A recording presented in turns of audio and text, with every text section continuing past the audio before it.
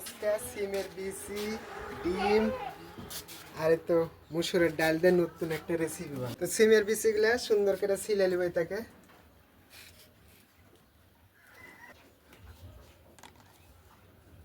আমার সিমের বিচিগুলা ছিলা হয়ে গেছে, এখন ডাল আর সিমের বিচি ধুয়ে নিয়ে আসি।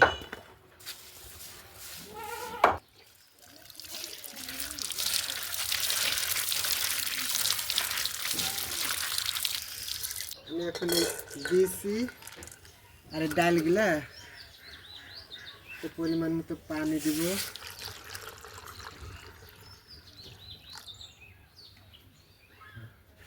লবণ দিয়ে সিদ্ধ করে নেব। এদিক করে সিদ্ধ হোক আর আমি পেঁয়াজ দূরে কেটে নিই, পেঁয়াজ কুটা হয়নি।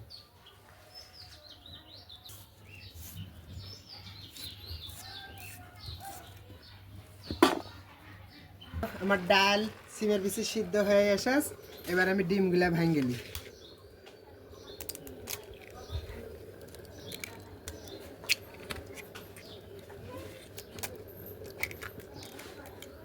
লবণ ফেটালি, খালি লবণ দিয়ে ডিম ভাজবে। এবার ডিম ফাটানো হয়ে গেছে, ডাল সিমের বিচি সিদ্ধ হয়ে গেছে, এখন আমি নামালি। গরম হয়ে গেছে, এখন ডিমটা দিয়ে দিই। ডিমটা ঢাকে দেবো, টুকপা করে ভাজবো। এই তো দেখেন আমার ডিমটা কি সুন্দর হয়েছে। উল্টা দিই, কি সুন্দর ফুল আছে, একবারে রুটির মতো হয়েছে, সেই সুন্দর ফুল আছে। কড়াই পরিষ্কার করে ধুয়ে নিয়েছি, ধুয়ে চুলার উপর দিয়ে দিয়েছি। আমি এখন তেল দিয়ে পেঁয়াজ মশলা কষা নিব। গরম হয়ে গেছে, আমি পেঁয়াজ দিয়ে দিব। আমার পেঁয়াজগুলো ভাজা ভাজা হয়ে আসে, আর দেখেন আমি সব মশলা একসাথে সাজা নিয়েছি, মানে পরিমাণে কম বেশি হবে, সেজন্য আমি সব একসাথে সাজা নিয়েছি। এখন আমি দিয়ে দিব।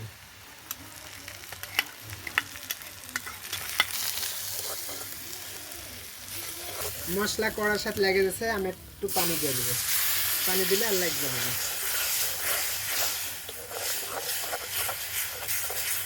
কষানো হয়ে গেছে, তেল দেখেন উপর দিয়ে ভাসে ওঠে। আমি এখন ওই ডাল আর সিমের বিচিগুলো দিয়ে দেবো।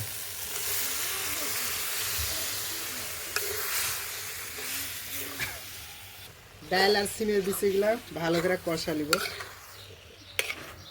কষানো হয়ে গেছে, এখন আমি পরিমাণ মতো পানি দিয়ে দেবো।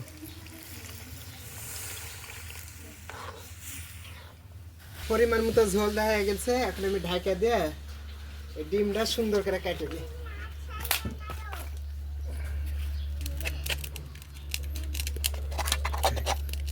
হয়ে গেছে, তো আমার বলক উঠে গেছে, এখন আমি ডিমগুলো দিয়ে দিই। এবার আমি টমেটোগুলো দিয়ে দিই। আমার টমেটো দেওয়া হয়ে গেছে, এবার একটু টমেটোটা সিদ্ধ হলে নামা দেবো।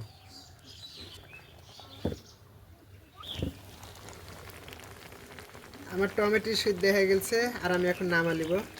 তো উপর দিয়ে একটু ধনিয়া পাতা ছিটা দিই। ধনিয়া পাতা দিলে তরকারির স্বাদ আরও বেড়ে যায়। তো আমার রান্না একবারে কমপ্লিট, এবার আমি নামালি। লাতে বাড়ালো হয়ে গেছে, এবার উপর দিয়ে একটু ধনিয়া জিরার গুঁড়া দিই।